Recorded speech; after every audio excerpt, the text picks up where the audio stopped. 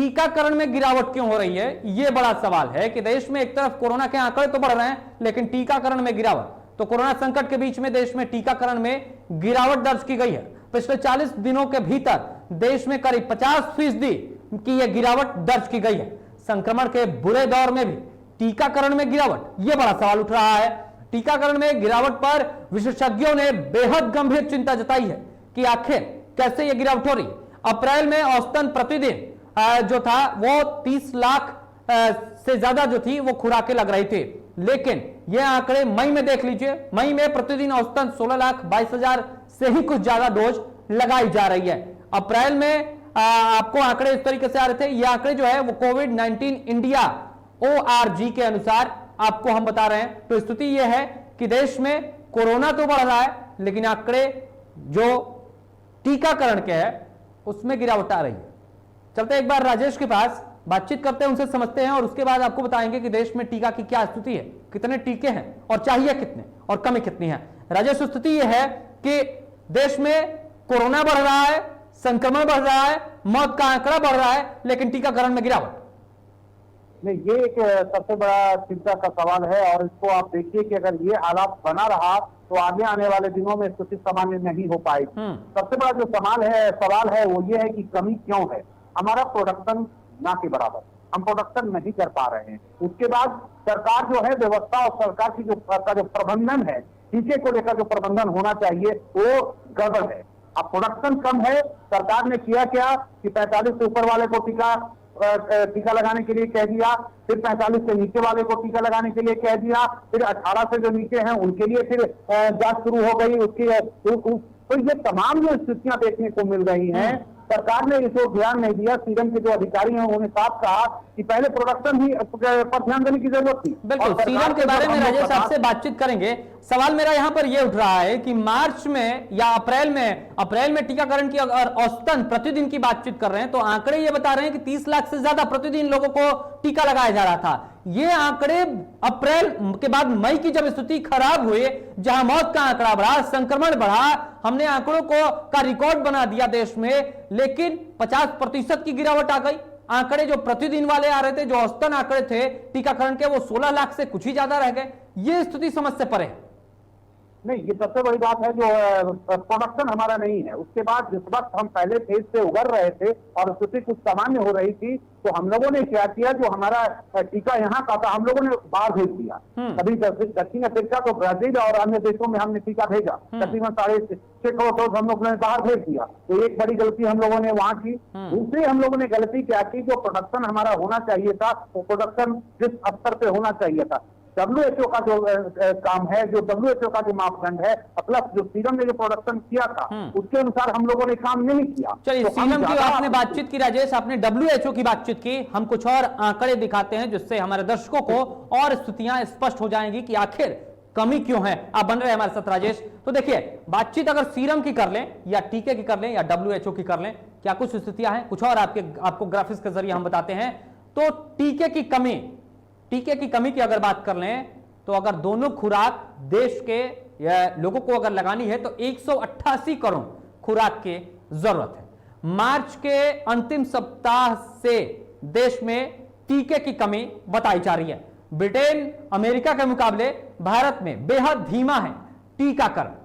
100 की आबादी की अगर बात करें तो भारत में प्रति 100 की आबादी पर 13.61 लोगों को ही वैक्सीन मिल रही है। वहीं ब्रिटेन की अगर यह बात कर ले तो प्रति 100 आबादी पर 86.16 लोगों को वैक्सीन मिल रही है। वहीं इसके अलावा अगर अमेरिका की बात कर ले तो अमेरिका में प्रति 100 व्यक्ति पर आबादी पर यह 83.54 लोगों को वैक्सीन मिल रही है। इसके अलावा ब्राजील में प्रति 100 आबादी पर 26.33 लोगों को यहां पर वैक्सीन मिल रही है। इसके अलावा रूस की बात कर ले तो प्रति 100 आबादी पर 17.25 लोगों को वैक्सीन मिल रही है। चीन की अगर बात कर लें तो चीन में प्रति 100 आबादी पर 32.42 लोगों को वैक्सीन मिल रही है। ये आंकड़े आवर वर्ल्ड इन डाटा के हैं, जिसके अनुसार हम आपको ये आंकड़े बता रहे हैं। लेकिन एक और जरा टीकाकरण की बात कर लेना है कि टीकाकरण पर अब तकरार क्यों हो रहा है, टीकाकरण को लेकर आखिर खराबी कहां है, स्थितियां क्या हैं। तो टीकाकरण के कहर के बीच में, यानी कि कोरोना के कहर के बीच में देश में वैक्सीन की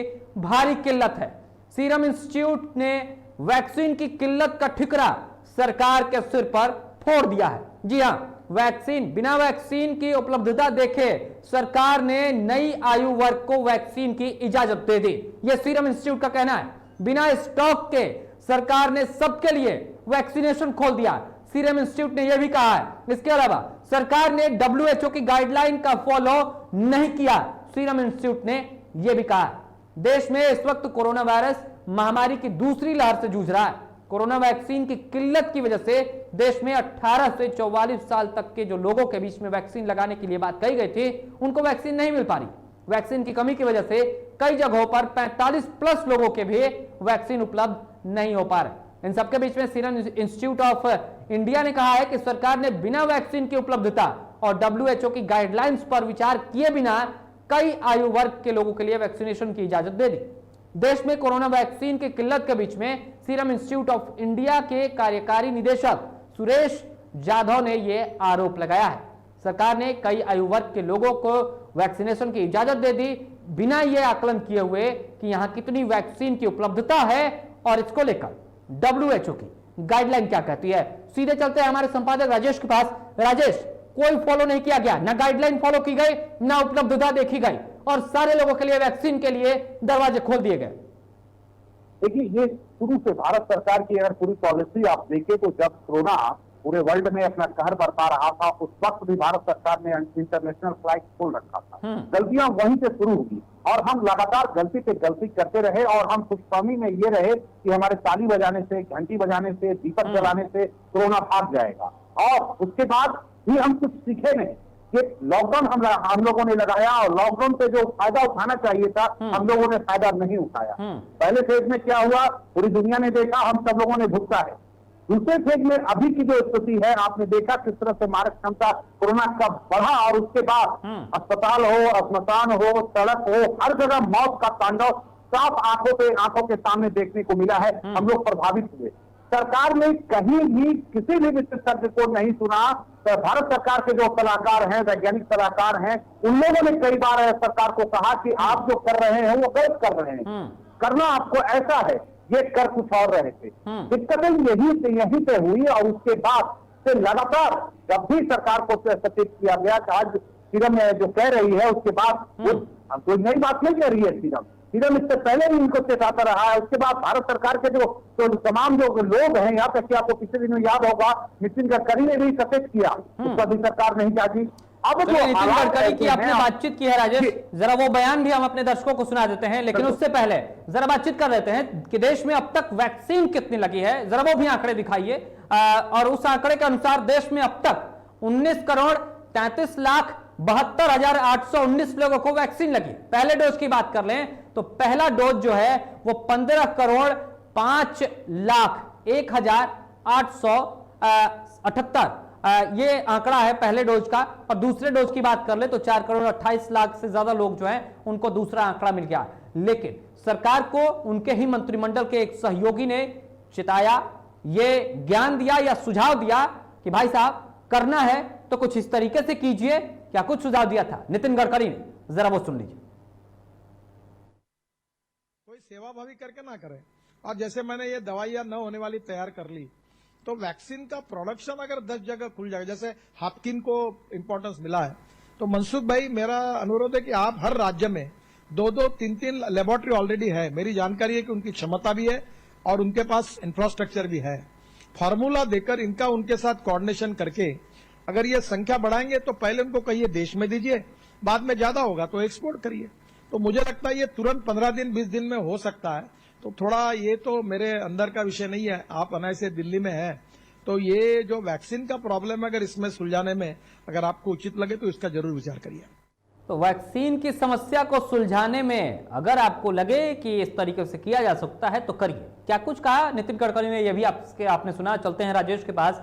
राजेश, जब मंत्रिमंडल के इतने वरिष्ठ सहयोगी जिनके पास कई महत्वपूर्ण मंत्रालय हैं और उन महत्वपूर्ण मंत्रालयों के तहत कई अहम काम किया है नितिन गडकरी ने। उनकी चर्चा विपक्ष भी करता है, उनकी बातों की सराहना विपक्ष भी करता है, उनके कामों की सराहना विपक्ष भी करता है, वो तमाम लोग करते हैं और वो कहते हैं कि नहीं, नितिन गडकरी ने अगर कहा है तो वो काम हो जाएगा। अगर नितिन गडकरी ने कहा है कि यहां सड़क बन जाएगी तो बन जाएगी, लोगों को भरोसा है। और जब नितिन गडकरी ये कह रहे हैं कि भाई साहब देश में कई ऐसी लैबोरेटरीज हैं जहां पर आप वैक्सीन का उत्पादन कर सकते हैं, आप उनको फ्री में मत दीजिए, आप जिस कंपनी से इस फॉर्मूले को ले रहे हैं उसको उसकी रॉयल्टी दीजिए और फिर उससे काम कराइए। पहले देश में दीजिए, उसके बाद अगर बचे तो फिर विदेशों को दीजिए, लेकिन कोई सुनवाई नहीं। देखिए, सरकार जो है पूरी तरह से पॉलिसी पैरालिसिस का शिकार हो गया है। इतिहास जो है समय अपने आप को दोहराता है। जिस वक्त प्रधानमंत्री नरेंद्र मोदी लोकसभा का चुनाव प्रचार कर रहे थे और कांग्रेस पर, मनमोहन सिंह की सरकार पर यही शब्द का उन्होंने इस्तेमाल किया था कि मनमोहन जी की जो सरकार है वो पॉलिसी पैरालिसिस का शिकार हो गई है। आज वो खुद और इनकी सरकार इसी पॉलिसी पैरालिसिस का शिकार हो गई है। जब आपके मंत्रिमंडल के लोग कह रहे हैं, तमाम विशेषज्ञ कह रहे हैं, लेकिन उसके बावजूद ये समस्या का समाधान आसान था, हो सकता था इंडिया में, लेकिन ये करने को तैयार नहीं है।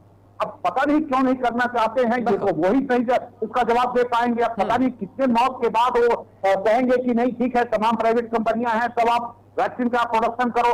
ये बात समझ से परे है और ये बड़ा ही मतलब आप कह सकते हैं गैर जिम्मेदाराना व्यवहार कर सकते हैं। पहले डोज की अगर बात कर ले, तकरीबन 14% के आसपास ही हम अपने इंडियन को मात्र वैक्सीन दे पाए हैं। अब जरा कल्पना कीजिए, यही रफ्तार हमारा रहा तो आप तय मानिए तकरीबन 2 साल लगेंगे तमाम भारतीयों को टीका देने में। अगर सरकार इसी पॉलिसी पर काम करती रही और इसी रफ्तार से काम करती रही, 2 साल का वक्त लगेगा। आप कल्पना न करें, ये 6 महीने में हम वैक्सीनेशन का काम पूरा कर लेंगे। आप करने को तैयार ही नहीं है। आपके लोग जब समझा रहे हैं, वैज्ञानिक बता रहे हैं, नितिन गडकरी बता रहे हैं, समझा रहे हैं, मानने को तैयार नहीं है। तो अगर ये रफ्तार है तो आप लिख लीजिए कि 2 साल लगेगा भारत सरकार को तमाम भारतीयों को वैक्सीन देने में। और इस 2 साल के बीच में सरकार को तमाम विशेषज्ञ ये भी कह रहे हैं कि थर्ड फेज आने में भी देर नहीं है, तो अक्टूबर नवंबर में दस्तक दे देगा। मतलब राजेश, कोरोना की लहर लगातार बढ़ रही है, कोरोना